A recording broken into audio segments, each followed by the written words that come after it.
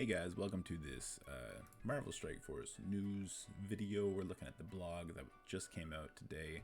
Lots of bombshells were dropped on us. None of it was very good for us, but let's get into it. We'll talk about how we can prepare for it, what's to come, and some good stuff is on the way, but I digress.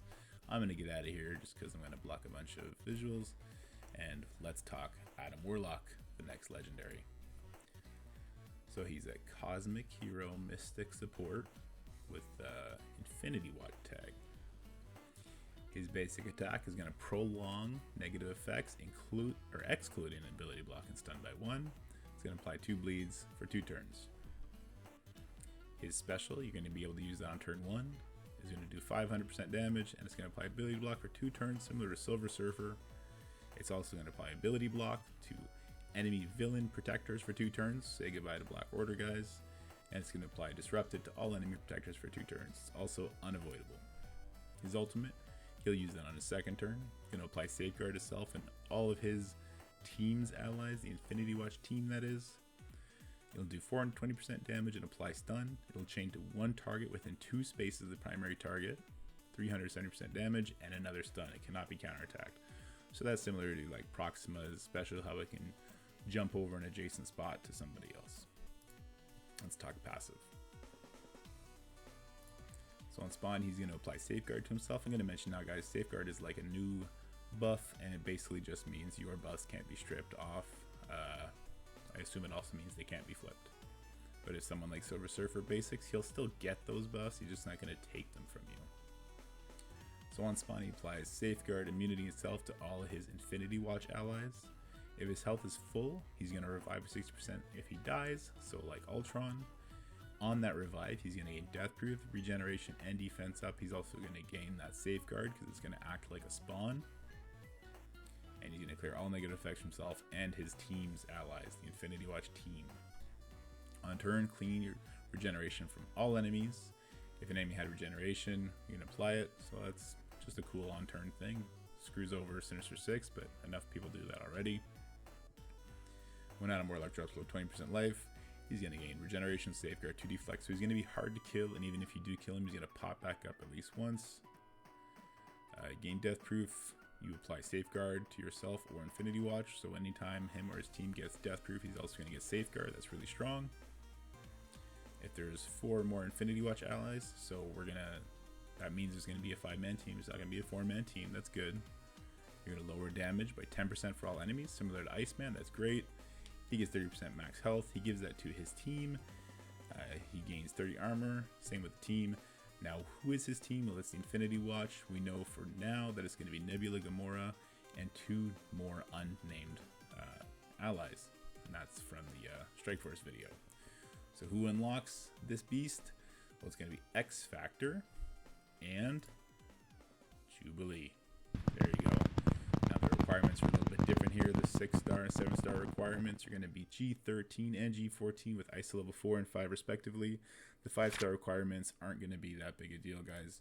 If you have the characters of 5 stars, you're going to have them that point already anyway, because there's no orange gear. The orange gear is the bottleneck, and now also the ions are the bottleneck. The ions are going to be a bigger bottleneck than the ISO 8, just because of the nature of how the ISO 8 system works with farming. But let's get into it. So you got 1 blaster, 1 brawler, 1 protector, 2 controllers. For the 5-star, you're going to need, let's just ignore the ISO 8. Those are the number of pieces you're going to need, right? So for the 5-star, you need 9 damage, 9 resist, 9 focus, 9 health, 9 armor, total of 45. Similar for 6 and 7-star, you need 27 of each, and then 81 of each, totaling for 720. That's a lot of ISO, guys. But you'll get that along the way. It's going to be the ions that are going to be the problem. So the 5-star, you need 220k total ions. That's no big deal. The 6-star, 500k ions, getting pretty steep. And for the 7-star, 1.5 million ions. That's hugely expensive. We'll get into what our daily ion count is like when we get into the stupid Doom Raid requirements as well. So with ions out of the way, let's go ahead and talk gear. Let's go ahead and talk, I'm gonna move this. Let's talk gear, orange gear. So Shatterstar, long shot, they're going to share everything. Gravitonium, as well as all their pieces, are going to be identical. Polaris Carbonadium, she's a little bit more expensive. Excuse me. Next, we're going to have Multiple Man. He's the Ballistic Weave. He's in the middle tier of expense, and he's followed by Jubilee. She's also in that middle tier of expense, and that is, I forget what that's called, her unique. She shares with Beast and Ironheart, and I think Cull Obsidian. So what are the total costs, guys? Well, of course, we have 12 of all the uniques, and then we're going to have 430 of the origin pieces, 215, 319 of those second origin pieces. The 430 is probably going to take you about 3 weeks to farm, as are all the catalysts. So 3 weeks to a month to amass all this, just to get the 6-star unlock. And then you have 1500 of the basic catalyst. That's probably the biggest non-issue, because you're going to get that just from opening orbs. So that's from going from 5 to 6. Now let's talk about from going from 6 to 7. So we're doing it in increments here. We're not talking the full amount. So long shot, again, he's on the cheaper side, but now we need 24 of those Gravitonium. And like I said, Shatterstar matches him in all regards, so that's another 24. So it's a big Gravitonium crunch here. At least these guys are cheap on the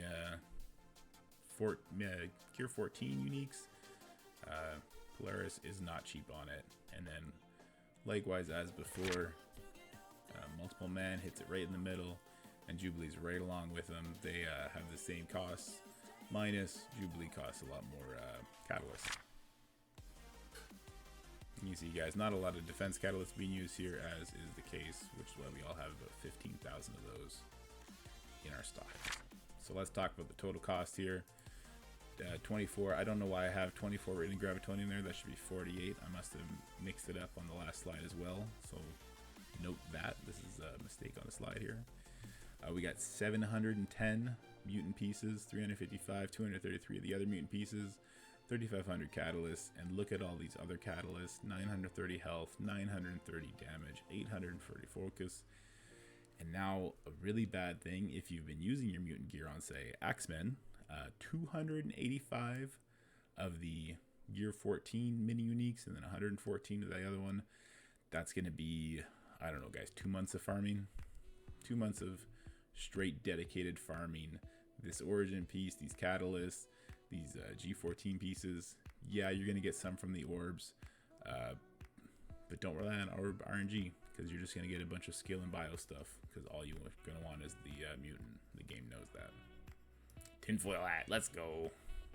Anyway, let's talk about something a little less / more frustrating. That's the end of the first strike. That's amazing. I'm so happy first strike's over. It's going to be easier, but they slapped on a stupid requirement, right? We're talking about the ISO 8 requirements. The characters used in the first 5 nodes of Doom 1 will now need to be equipped with at least ISO 8 green class level 4, and the remaining nodes require class level 5. So that means the first 2 traits of any given lane, you're going to need to have level 4 ISO, and then for the remaining 3 traits, you're going to need to have level 5.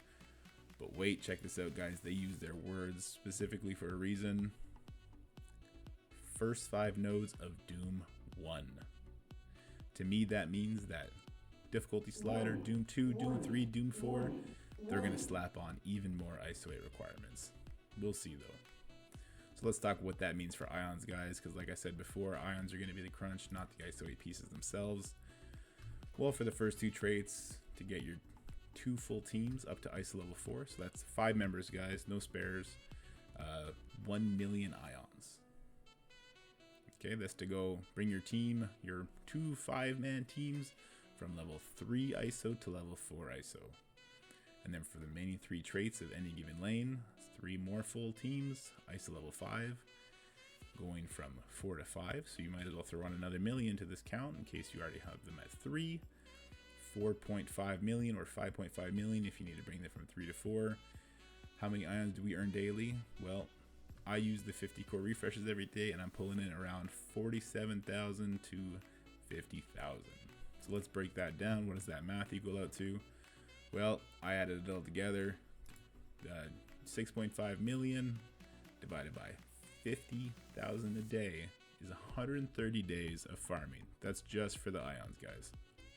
Well, we all better get cracking now, because these Doom Raids are going to be mandatory for any endgame alliance. With that said, these are the nodes I recommend you farm. They're going to give you the most ions and the most balance for your ISO 8. If you're only focusing on the same nodes, you're going to fall short ISO 8s, and you're going to, I'm saying ions at the bottleneck. Well, if you don't focus the proper nodes, ISO 8s can also be your bottleneck. So farm nodes 13, 16, 19, 23, 26, 29. Those are all the middle nodes. They have everything you need except to support focus, I believe. And those are found on 1, 2, and 2.8. So make sure you're hitting those up, guys. Well, that's some crummy news, but let's get into the other fun stuff that's happening. API, I have no experience with APIs, but I hear they're fun and they can be helpful. Yo-Yo's now farmable in the raid store, or will be shortly.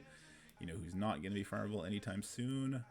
Anti-Venom, but they're going to give him a blitz, so I guess that's a win for the later players, not for the new players. Next week, we got Korath, we got Calling Wing, we got legendary events. Doc Ock and Star-Lord coming in, and it was confirmed by Cerebro that Jubilee will come before the Adam Warlock. And guys, it's the funnest of all. Chaos Theory. Kestra's coming to 6 red star for me. I can't wait. Anyway, I hope you enjoyed this video. Have a good weekend, guys, and take care.